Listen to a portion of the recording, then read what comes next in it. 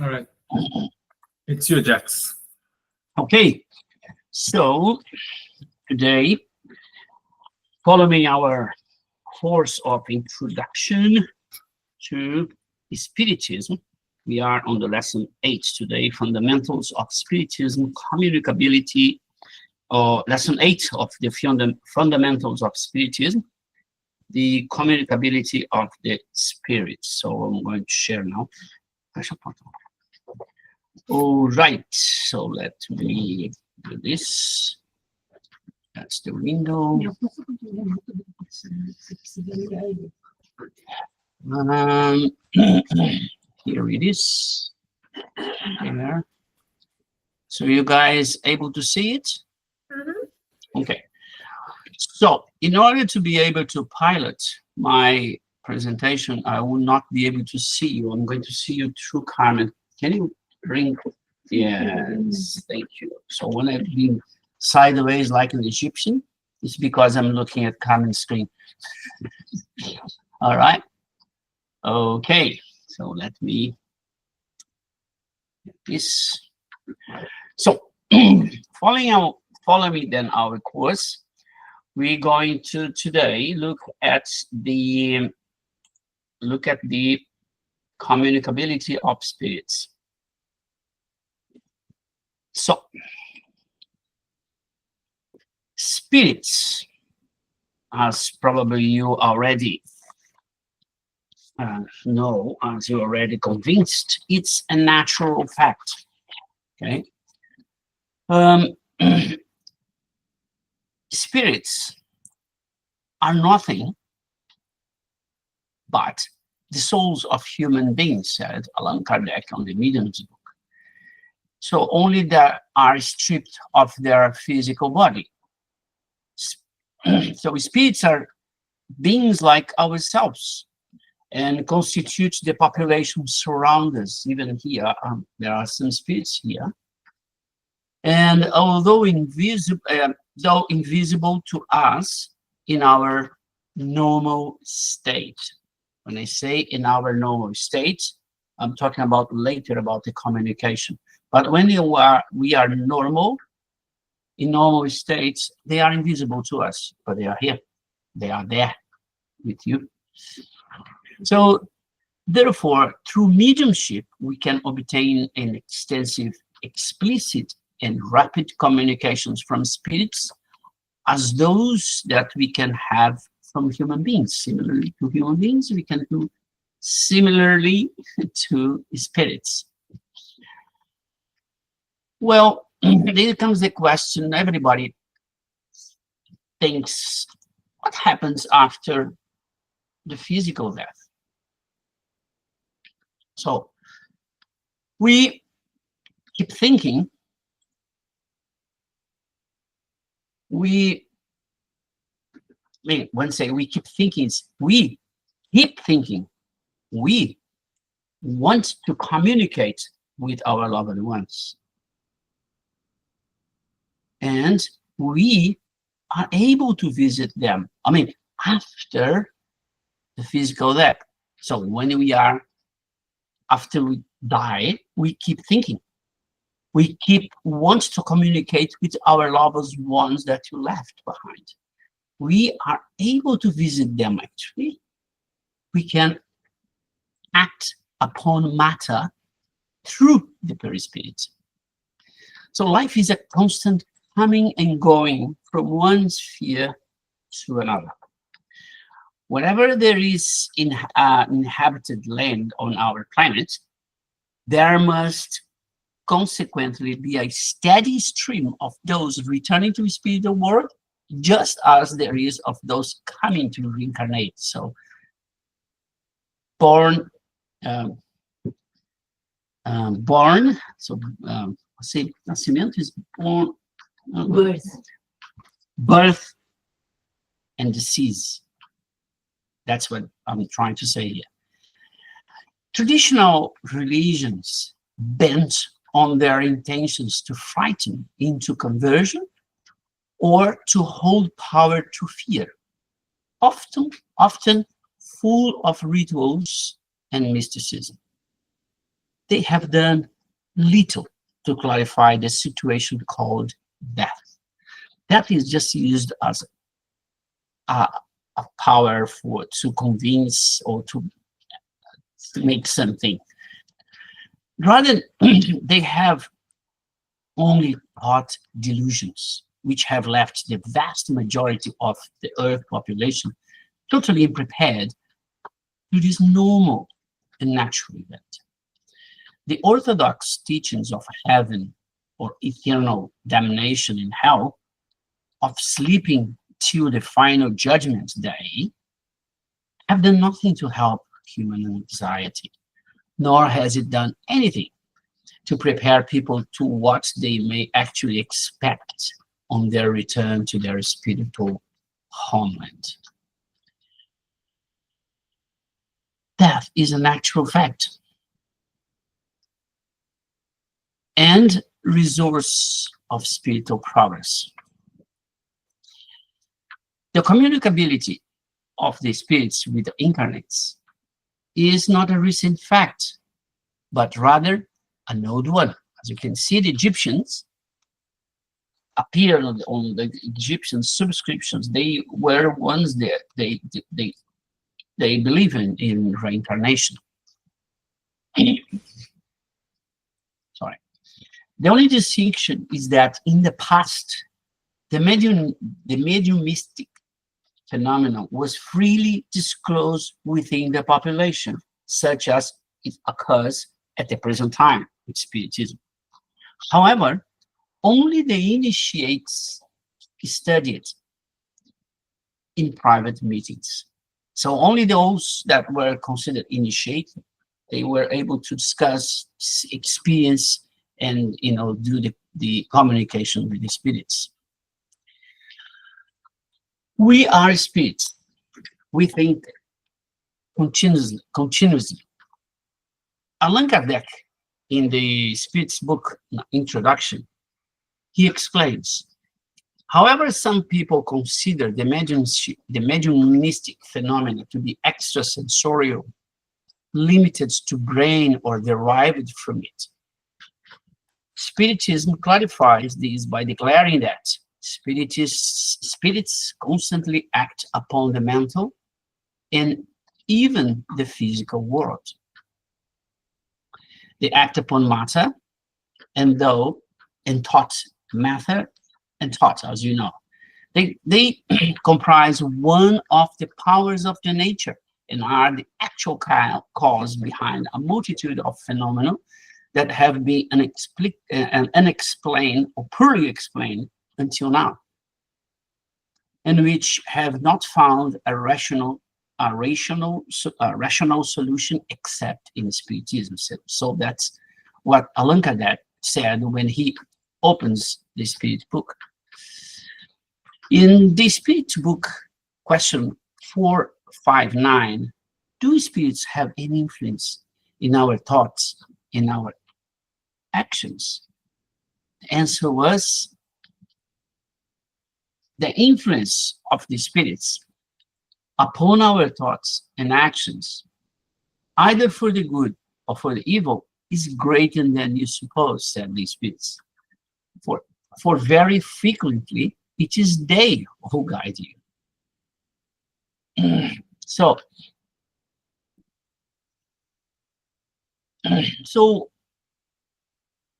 what are the mechanisms of spirit communication? The mediumnimic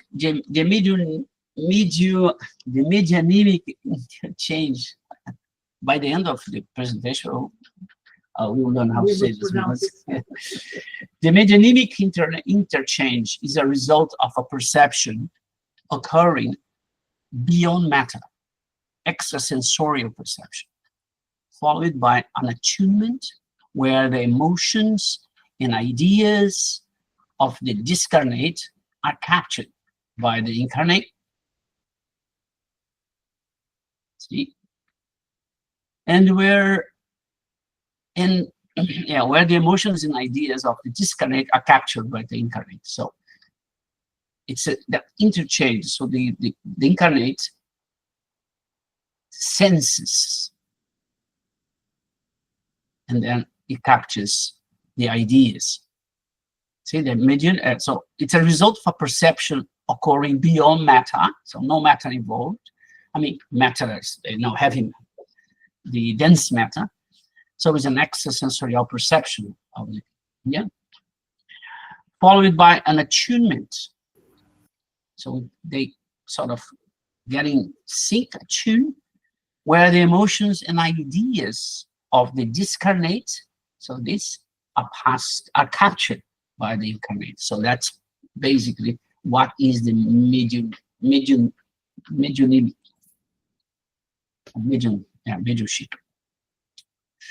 Yes. Yeah. Is it sort of like, I would say, like a TV, or older TVs and radio, where you grab the broadcast, you have to be attuned to that frequency so that you can capture the... Well, in fact is less simple than that. It's a bit more complicated. Because, yeah, of course. But yeah, put it in simple terms. Yeah, it acts inside of the brain. It's mental, right? And one of the glands, or one of the components of the brain that acts on it is the pituitary gland. Okay, that is sort of the antenna, but it's a bit more complex, and it's specifically studied in a more in a mediumship course, for example. So this is then described and discussed in details. But basically, the mediunic person has this capacity, this extra faculty. So it not everybody has the same. I'm going to say there later.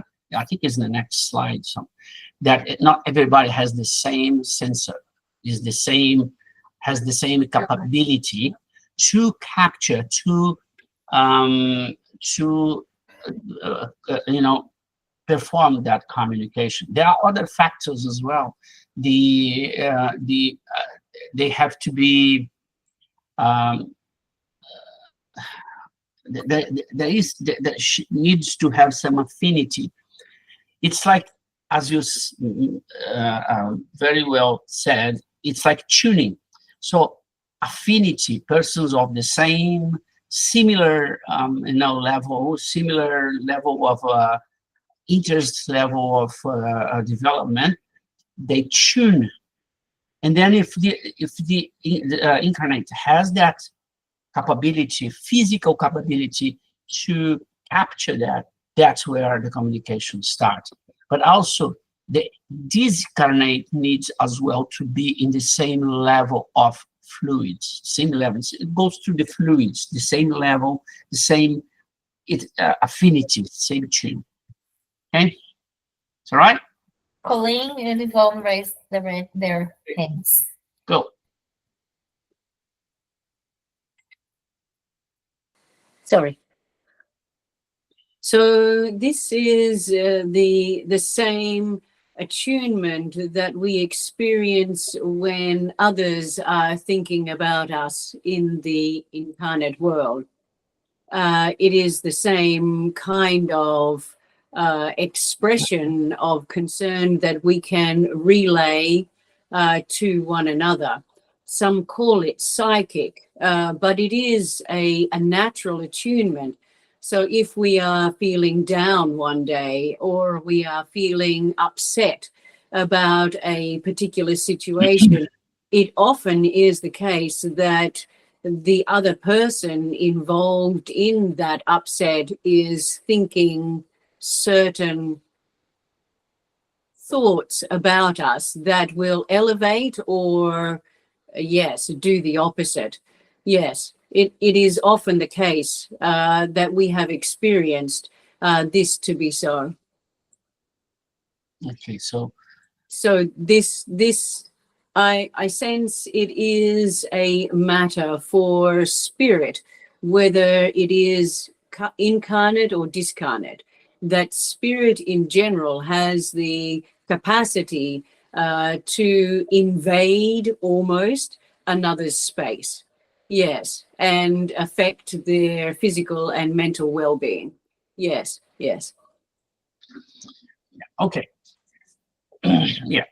The mechanisms and the possibilities are discussed in a mediumship course Yes, in more details. Okay, not as you said. You, for example, use the word invade.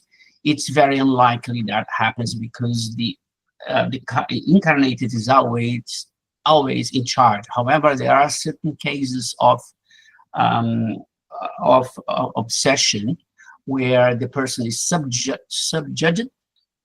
but because the person is weak, is in a certain subdued, in certain level. But again, it needs to have more information to fully understand that situation. Okay. okay. So the role of the perispirit in mediumnic communication. So the incarnated and discarnate spirits have a fluidic body, which is called the perispirit. It's compound of universal cosmic fluid, which forms and nourishes it. So the spirit has this, let's say the spirit is one thing, and the perispirit is like a cover that sometimes works as I would say, an interface when the spirit is incarnate. It assists the spirit to interact with the physical body, okay, through that less dense matter, which is called the perispirit. Perispirit is also another complex, so another body that also is more in depth studied when you do the medium course. During incarnation, the spirit also conserves its perispirit. So it takes to the body, the spirit, when incarnate, it takes together its perispirit, having a second thicker envelope of the body, which is more resistant, appropriate for the tasks it needs to fulfill, and of which the spirit rides itself upon that.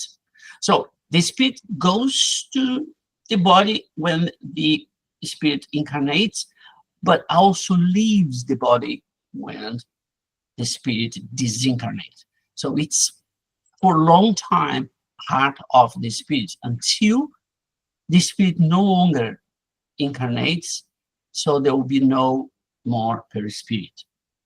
Okay? So they are showing the perispirit. So here is the spirit. And oh, I need to show here. Here is the spirit, right? That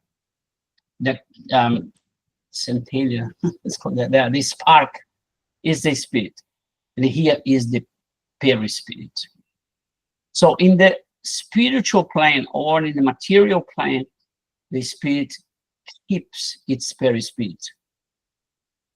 It maintains its perispirit. Okay. So comes that other question that we discussed before. Are we all mediums? The communicability of the spirit is made through mediumship, which we discussed before, which is a psychic faculty that all human beings possess, more or less developed. That is to say, everyone who is in any degree influenced by spirits is a medium. This faculty is inherited in humankind. It therefore does not constitute an exclusive privilege, and there are very few individuals who do not possess it, at least in a rudimentary state, in a very primitive state. Thus, we can state that everyone is a medium to a certain degree. Usually, however, This label is applied solely to those who possesses a well-characterized mediumistic faculty that express itself through patent effects of a certain intensity, which depends on a more or less sensitive physical organization. I would say those effects, those demonstrations that you can see that's different. So, like for example, Yvonne speaking, talking Colleen. So this is a really what we call ostensive mediumship.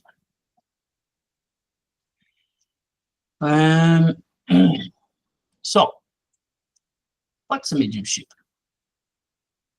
According to André Luiz, mediumship is one attribute of human beings which is used to communicate with spirits. Very simple. So, and also he goes, mediumship is a means of communication, and Jesus himself tells us, I am the door. If anyone enters through me, he will be saved and will go in and out and find pasture. You're going to see this further again through André Luiz. So that was André Luiz talking about what is mediumship. He gave us a lot of information, a lot of explanation and clarification about that phenomenon. Then, what is the definition of mediumship?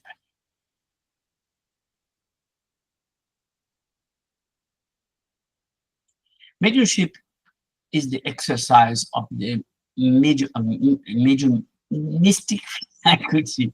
How do you learn this word? And mediumistic, from the Latin words medium, and which is intermediary, and anima, which is soul, appertaining to the special faculty or action of being the intermediary between incarnates and discarnates. And finally, medium is the interpreter of the spirits. Although almost all people feel the influence of spirits to either greater or lesser degree, this classification is only practically applicable to those people whose faculty shows itself clearly and with some intensity, producing well-marked results, as we mentioned before. Then comes what we discussed before. The mediumistic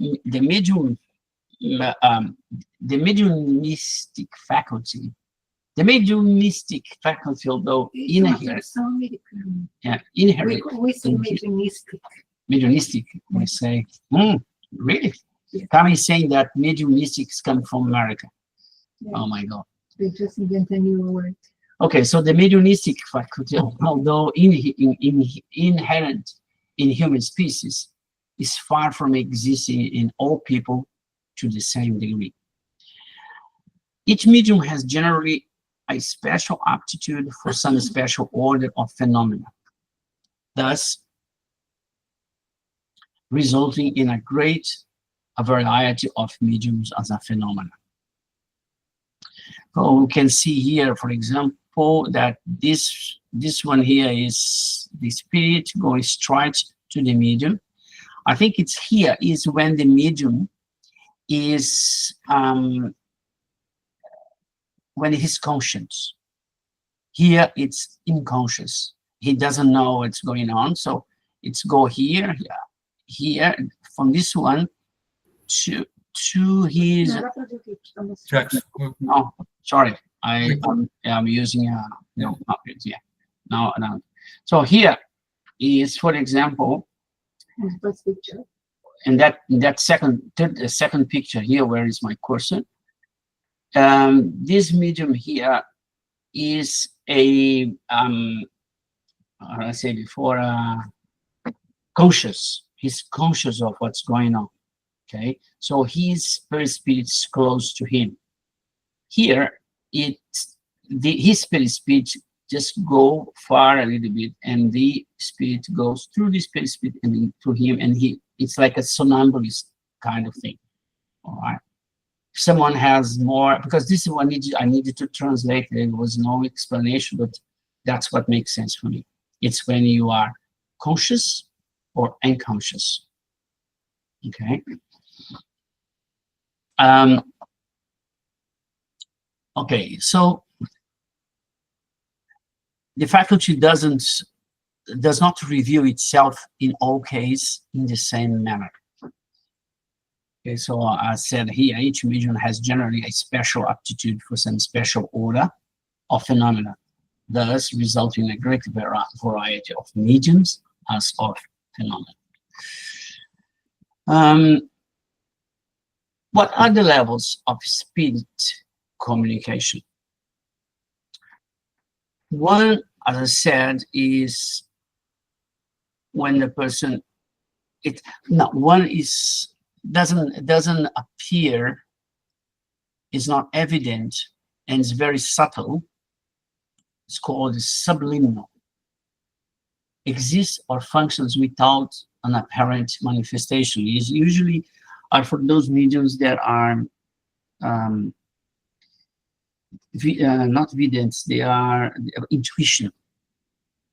Okay, by intuition, so it comes really in a subtle way. Yeah, intuition here is. It's in a subtle way, so it's like, you find a solution. You don't know where, but you just come up with that. Or sometimes you go sleep. When you wake up, you have discovered a solution for a problem that you had when you went to sleep. So this is one kind of spiritual communication. Another one is ostensible. That's what I was saying. It's ostensible. Evident to the medium who can either be conscious, semi-conscious, or unconscious during the manifestation. This is what I was talking about on those pictures about the spirit. It's depending on how the spirit is involved for this consciousness or semi-consciousness or unconsciousness. It's the perispirit of the medium that it's this relationship between the perispirit of the spirit and the perispirit of the medium. The type of relationship determines if the person is conscious, semi-conscious, or unconscious. For the information, the unconscious is getting less and less rare. It's getting less and less, therefore rare. And one thing is about conscious and unconscious or semi-conscious. It's about the how can I say, it's the how precise the message is passed. Okay, the medium that is that's unconscious, usually the message sent by the spirit goes exactly as the way the spirit wants, because it manipulates the perispirit of the medium, and the message become real. Just a minute. Just a minute. I will turn this off. Okay, and when the person is conscious, sorry. Colleen raised her hand. So just a minute, just finalize this. When the medium is conscious, the medium needs to be really, really well aware of his knowledge or his, how can I say, what to avoid animism, to avoid things coming from the medium himself, changing a little bit what the message may come, right? So this is one of the things as well that we discuss and study more in more depth in a medium's course. Okay, so that's it. Go ahead. Sorry, Jackson, I keep interrupting. The ostensible, the unconscious manifestation is actually for me, I have seen more and more of this, not only with myself, but also with others who are practicing mediumship. There is a great and a beautiful sense when the medium blends so harmoniously with the spirit communicator, and the words pour forth in the message that is being delivered. It is something that I do sense is, yes, as I said, much more widespread than one would expect. Yes, but it depends on the blend. The blend is the connection between the spirit communicator and the medium themselves. And when one is in that state of harmony and freeing the mind of all connection to what they are doing, then the spirit communicator is able to, yes, deliver the message in their own words. And often this is done, yes, unbeknownst to the medium themselves. Yes. Yes. Yeah. Now those communications with where the medium is unconscious, it's the ones where the spirit take over, and could be on the speech, could be on the writing. They are much more, let's say, reliable in regards to what the spirit wants. But apparently, those types of manifestation, those types of communication, according to what I've learned, they are not preferable to the ones that the person is conscious.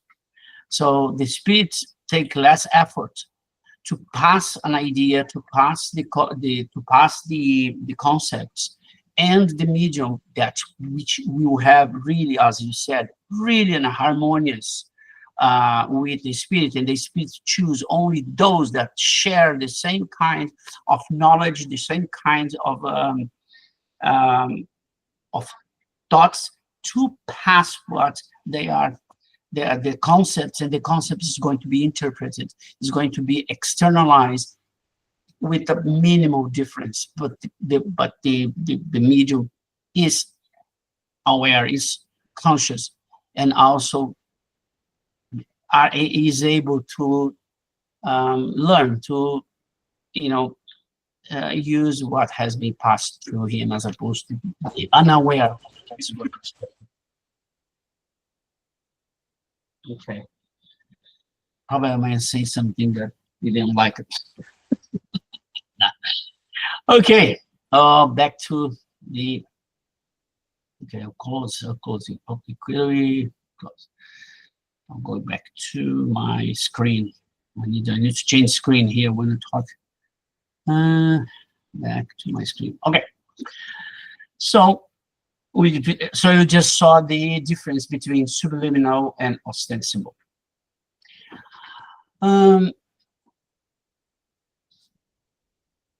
Mediumship. Mediumship is not a quality of the transitory flesh, but an expression of the immortal spirit. So mediumship is not only an evolutive asset of the spirit, that's quite interesting phrase here. Mediumship is not only an evolutive asset of the spirit, it also represents a leveraging power, neutral on its own, however, capable of positively or negatively affect one spiritual development, depending on the use one makes of it. So if someone have this, the grace of having a mediumship, but not use this in a proper way, in a way to help others, in a way that is not just for himself, then it has a potential to affect adversely in this person's spiritual development. On the other hand, if the person accepts that mediumship and use it as a tool to, make others to make it good for others, then it will affect positively in this development. So now let's talking about what's this is in fact was, I think, one of the issues that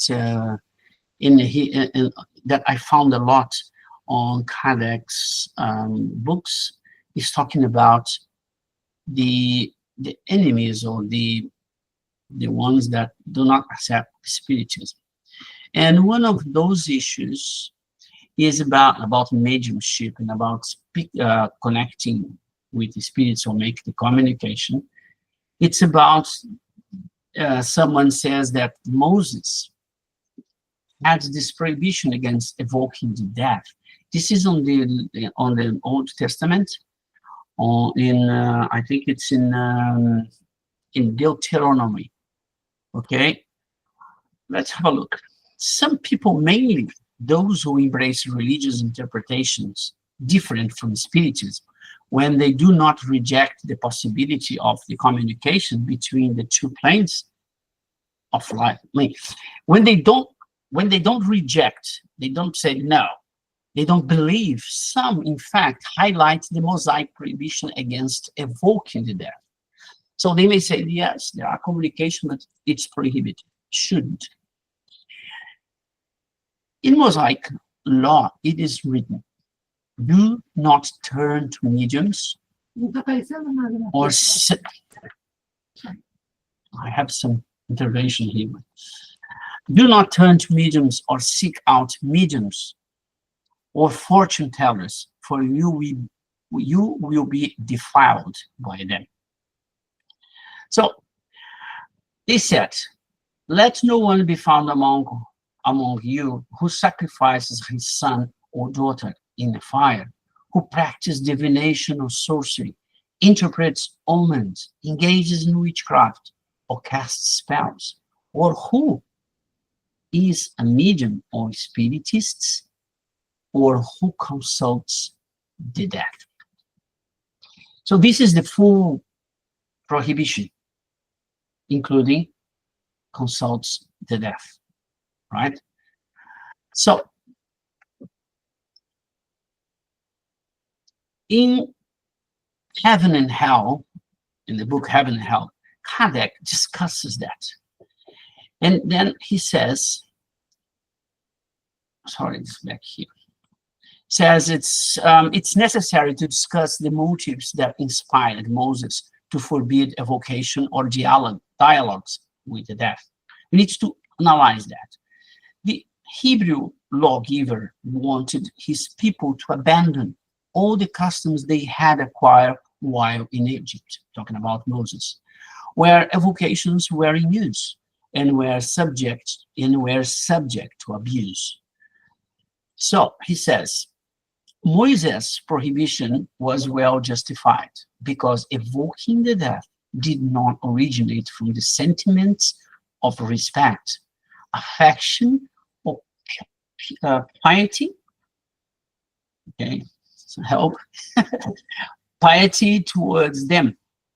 Instead, it was a means of fortune telling, much like the omens and auguries exploited by charlatanism and superstition. Okay, so this was what Kardec discussed in Heaven and Hell, a very interesting book to read about. It's in Heaven and Hell that he discussed a lot the kind of resistance and how can I say things that people that didn't accept Spiritism or didn't believe and were attacking and criticizing a lot what Kardec was finding and what is happening at that time. So heaven and hell has this strong content, is a lot of arguments, a lot of convincing arguments, but mainly based on logic, why Spiritism and the reincarnation is the solution, is the explanation for a lot of unanswered questions. Some of them without this reincarnation and without some of the principles of the Spiritism remains unanswered. And the Spiritism then, and then he goes saying, Spiritism condemns everything that motivated Moses' interdict. Okay? Since Spiritists do not sacrifice children or offer libation to honor the gods. See, remember that slide before, they have the complete statement from Moses, where the Spiritism consulting the death with one of them. So we say Spiritism doesn't do this, doesn't do the sacrifice children. The Spiritists do not inquire of heavenly bodies, the dead or sorceries, in order to divine the future that God has wisely hidden for humankind. I mean, Spiritists don't talk with spirits to find out the future, right? Reject any form of making a business of the faculty of communicating with spirits, which some possesses. So the Spiritism do not accept making, business out of mediumship.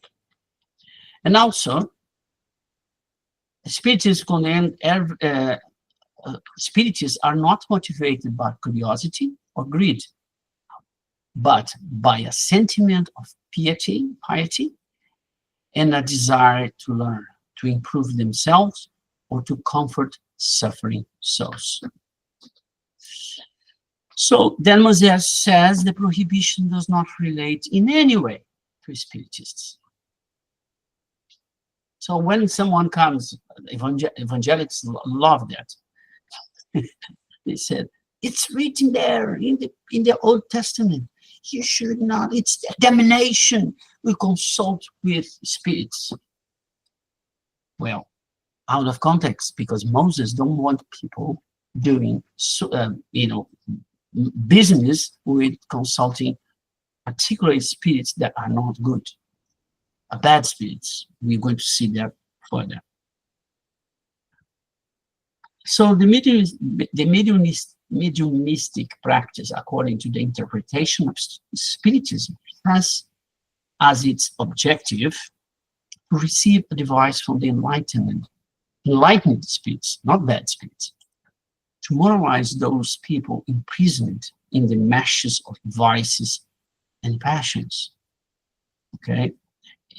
Incarnated and disincarnated. To develop an increased knowledge and understanding of who we are, what is our origin and our destination. To maintain friendly and loving relationships with the departed loved ones. So this is basically what is Spiritism about in terms of objective. Then later we're going to see another different objective that it's quite subliminal. I will show you. I will call your attention to get there. So the influence of the spirits, the instructive, comforting, and highly moral guidelines sent to us by the superior spirits through mediumship lead us to reflect upon mediumistic practice under the light of Spiritism and of Jesus' gospel. It's a factor of human progress due to the benefits it creates.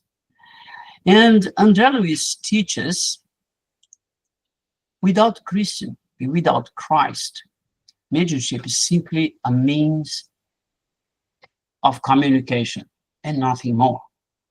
A mere possibility of information like so many others, which can be possessed just as easily by those interested in causing trouble thereby increasing the number of unfortunate captives.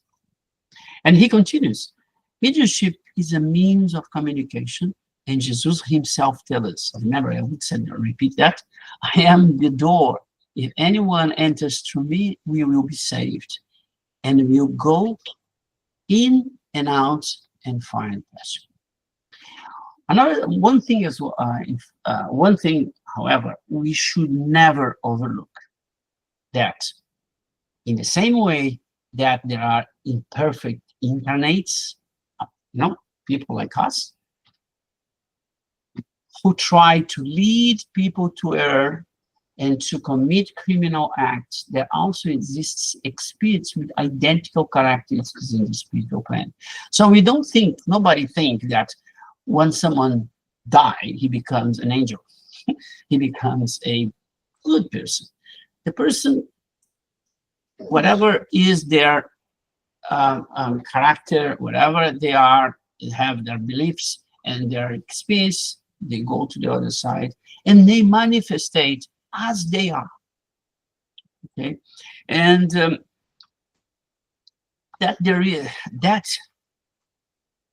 this is so because the death of the physical body does not transform people and angels as scholars. Therefore, due to the infinite varieties of intelligence, as I mentioned, the differences goes to them and they come back in the communication the same.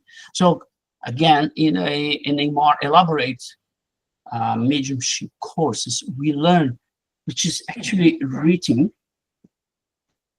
in the books of mediums, this book, if you can see. Okay, yeah. Okay. Can you see it? No, because I have. No, this is the book of mediums, all right? In this book, we learned and to identify when the medium will learn when connecting with a spirit. There are many ways of finding if this is a good spirit, a medium, a superior medium, in terms of their knowledge, in terms of their intentions. And one of the ways to do is through their fluids. If the fluid, as we discussed before, is amicable, is resound with us, well, at least it's like us. Okay, but if it's marvelous, something on the other world, beautiful, happiness, etc., then is a benevolent spirit. Okay, but if you start to feel bad then this is apparently is a spirit that is still in a way to get their development. So it's someone that we may, as an incarnate, met in a situation that we regard as not as, I would say, reliable in certain moral aspects. Talking about moral aspects, okay? So the moral development, we learn the experiences. We learn in making obvious a good gesture. It became natural. It's not someone do a good gesture and then think, oh, I did that. Oh, yes. It's still in progress. It's a moral development in progress. But if the person do something absolutely fantastic, I think that this is normal. Oh, that's the way to do this, the right thing to do. This is a evolved, morally evolved spirit. So Divaldo Pereira Franco, in a book called Disruptors, he said, the unhappy spirits with affected mind live more frequently with the incarnate companions than one may suppose. So we have those companies. They join us in our common activities, ramble in the domestic nest. They participate in our conversations. They join us during our meals, upon which they depend in a unique process of vampirization. And continuing, he says, they are disturbed and they disturb us. they suffer and they cause us suffering. They hate and they generate hatred with us. Feeling unhappy, they make others unhappy. So that's what surrounds us and the differences between those spirits. And when we have the mediumship, or the mediumship is used to communicate, we need to be aware of those differences. Okay, so we don't connect, as some religion says, with demons, but not as well always with the benevolent ones. There are all this this variety of spirits as we have as incarnate.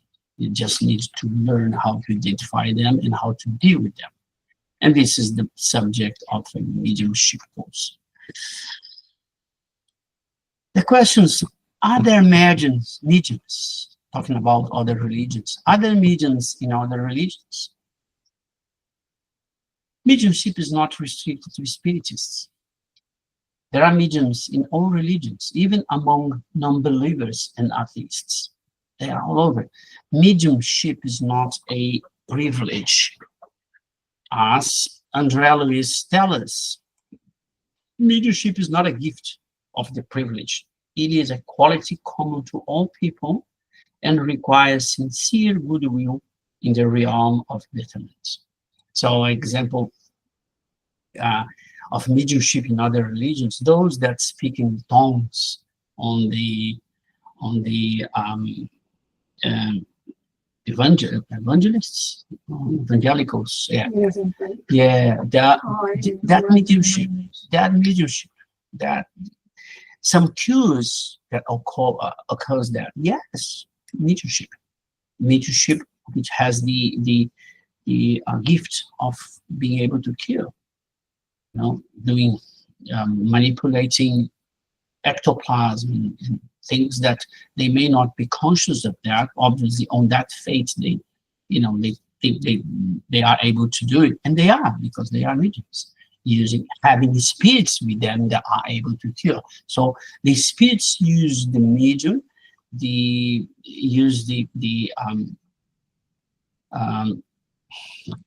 we just said that now the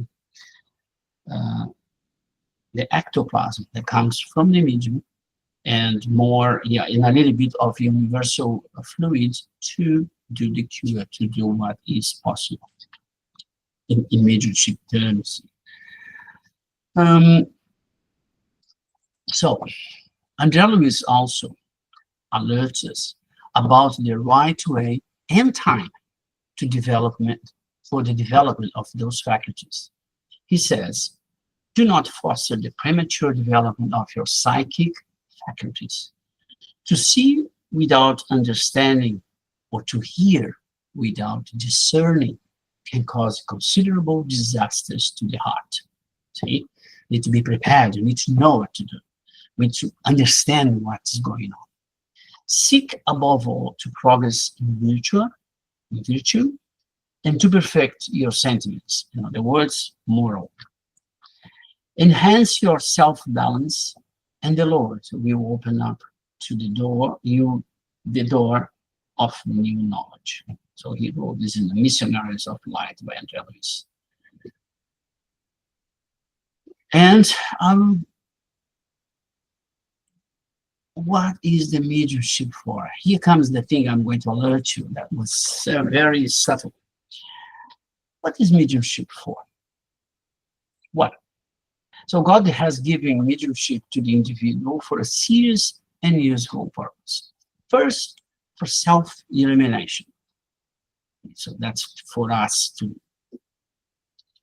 improve, to progress. The second one is the one I want to call your attention. It's the humankind's progress. The humankind progress is kind of subtle purpose of the whole Spiritism exercise initiated by the spirits in the 17th century. This was I call the third revelation, is the next step where the humankind will progress. And the mediumship is there, is absolutely fantastic too, for all this knowledge to come and for this realization that first, life is eternal. Second, we have multiple lives. We don't go to hell or go to heaven depending on what we do in one life. Okay, and this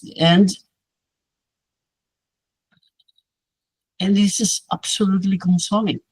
And to be able to, progress through other lives, which we'll find out through that information, we need to develop virtues. So mediumship also teaches how to develop virtues. And this is where I'm talking about the conscious mediumship.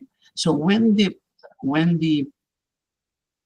benefactor is passing a message, is giving those lessons or those words, and you are conscious, you also develop those virtues because you are as well part of the audience. And so that's why the conscious mediums are more and more being the preferred communication means by the benefactors, by the high level experience, and help others in both planes. So we can help not just our fellow incarnate, but also the discarnate.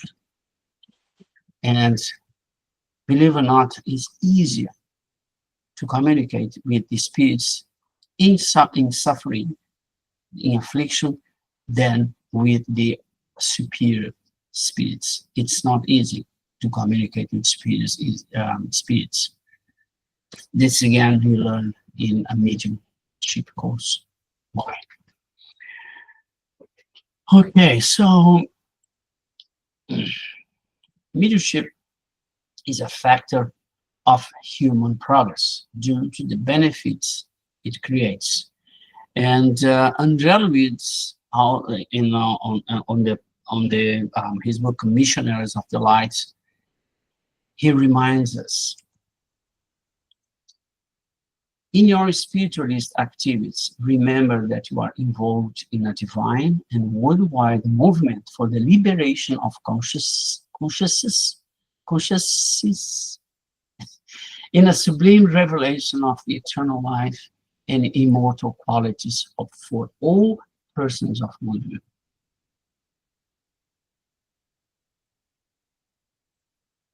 If you intend to have exchanges with the wise, then grow in knowledge, value your experiences, and increase the light of your reasoning. So again, we need to evolve as a medium to be able to get access more easily to the superior spirits. It's not that easy. If you are hoping for the sublime company of the saints, then sanctify yourself in your daily struggles, because angelic entities do not remain secluded in celestial jubilation. They also work for the improvement of the world, awaiting your own rise to the angelic state. And if you desire the presence of the good, then become good yourselves. Without affability and gentleness, without fraternal understanding and spiritually constructive attitudes, you will not be able to understand affable and friendly, evolved and constructive spirits. Then, what's a good medium? In the Book of Mediums, Allan Kardec defines good mediums are those who understand that the true medium has a mission to fulfill, and that one must be ready, when necessary, to sacrifice one's tastes, habits, leisure, time, and even one's worldly interests interests to the good of others. I mean, it's sacrifice yourself. It's give yourself out like Jesus did. So I give you some examples. See, Chico Xavier, Edivaldo Pereira Franco, this one here. Anyone remembers it? Como é que é o nome dele? It's, Raul Teixeira. Raul Teixeira. Isso, obrigado, Raul Teixeira. Esse, I don't know who is. I think it's Edivaldo, yeah, I think it's Divaldo, Raul Teixeira, and Chico Xavier. So those are examples of good mediums that gave up her own interest, all life for the good of others. So God wants to talk to you. Mediumship. Through mediumship, which is an opportunity of service, a blessing from God that makes it possible to maintain contact with the spiritual life. So that's it. Thank you. Next lesson, lesson 9, free will, fatalism, and determinism. I think it's coming. Any question, any discussion? I will stop sharing so I can see you guys. No, All right. thanks, Chef. Any questions? Any more discussion? Any? Can more coming that stuff, you know, to you. Because they are sick of looking at me twice and 2 screens. No, it's so good. So if anyone has any more comments or, things to say now, or what they used to say at the church, or behold your Peace. Peace. So behold your peace. behold your peace. Yes. Until next week. Then you have the opportunity to say something again. Or to WhatsApp, So who knows? So yeah, so if we're finished with this subject of the night, we're going to the second part of our study group. It is the meditation, healing passes. So if you have your water ready, just sit comfortably. We're gonna stop recording now, Alex. Yeah. So we don't have. Thank you, Jackson. No Thank worries. you. Beautiful. Yes. I hope I could pass the message as